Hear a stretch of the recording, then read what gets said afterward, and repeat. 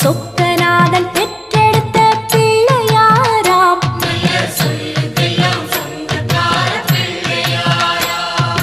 கைலாய மலைய விட்டு தெற்கே வந்தாராம். இந்த பிள்ளையாரு பட்டி கண்டு இருந்து விட்டாராம்.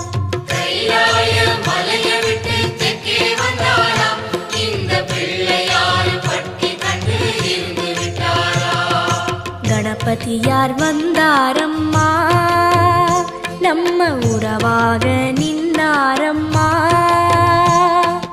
கணபதியார் வந்தாரம்மா, நம்ம உறவாக நின்னாரம்மா. சொக்கநாதன்